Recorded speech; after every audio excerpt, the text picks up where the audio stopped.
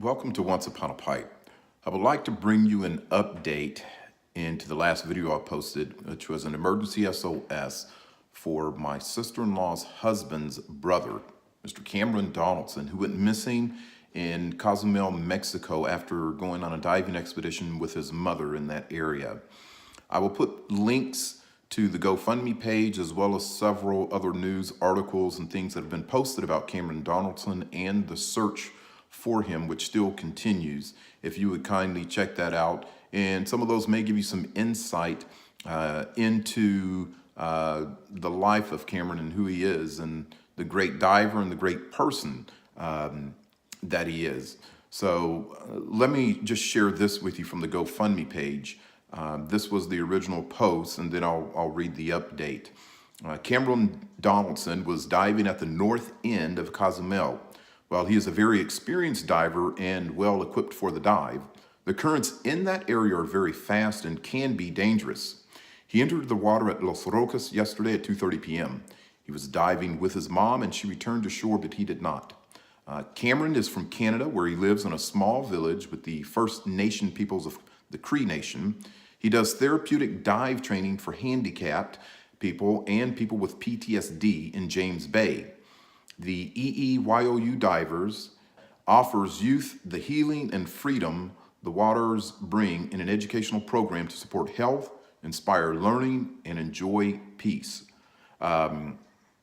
He lives in Cozumel for part of the year and returns to Canada when he is able to start his dive program in the summer.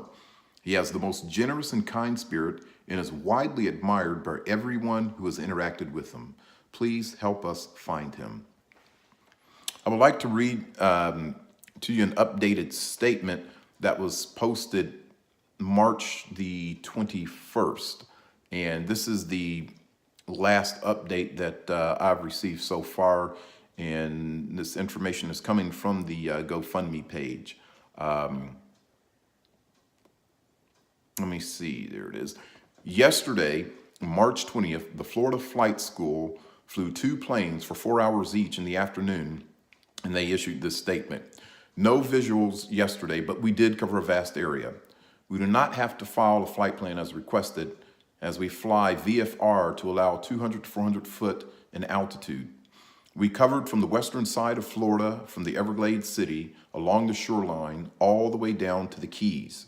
The same thing from the Atlantic side, where we crossed over to Key Largo and covered both shorelines within the area you marked with white.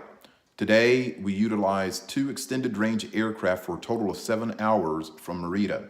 Unfortunately, SAR, which I guess is search and rescue, finished the search for today without any news. The military search plane, along with the helicopter and boats, we were out searching all day, coordinated by the official SAR team in Cozumel. We were able to search 20 kilometers along the reef between Cancun and Puerto Morelos using drones deployed from a boat. The drone's coverage was very helpful with the zoom and imagery that was processed by volunteers in Mexico City. Thanks to local volunteers in Cuba, all local dive shops and marinas were alerted. Efforts are being initiated for a search off the coast of Cuba by sea and air.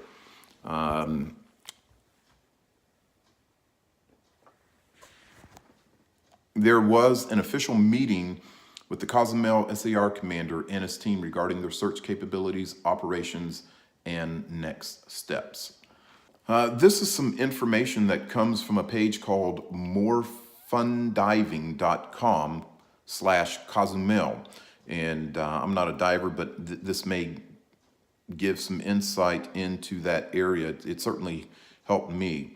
It says the Caribbean island of Cozumel lies off the Mexican Yucatan Peninsula, where its impressive reef structures and crystal clear waters offer some of the best diving in the Caribbean. I met several scuba divers who come back to Cozumel every year, as it is fairly cheap compared to other destinations in the area and is easy to reach from the US. Devil's Throat. One of the most famous dive sites is the Devil's Throat at Punta Sar, which is a cave leading down from 24 meters to 41 meters, where it opens into a wall. The dive is at the edge of the limits of the recreational diving and only suitable for experienced divers. There's another thing on here about ripping currents. This is what I want to get to because this is very, very interesting. Outside of the sheltered area between the reefs, the currents are ripping. Drift diving is very common in Cozumel. With the incredible visibility of way more than 30 meters, the drift dives feel more like flying than diving. Seeing all the stunning coral, sponge, and gorgonia formations passing by with loads of tropical fish, turtles, and nurse sharks without even moving is an amazing experience. It's getting a bit more difficult when trying to take photos, as then you might have to fight against the currents. It's a lot of hard work for a most probably not that perfect picture. Try to hold a camera still while finning hard. And this goes on to say that the currents are not always predictable. They change directions, and on a crazy day, there might be a phenomenon called washing machine. This type of current is a bit like a tornado caused by two countercurrents, which can suck a diver down or push him up. That does give some insight into the type of excitement, challenge, and dangers of diving in that type of area.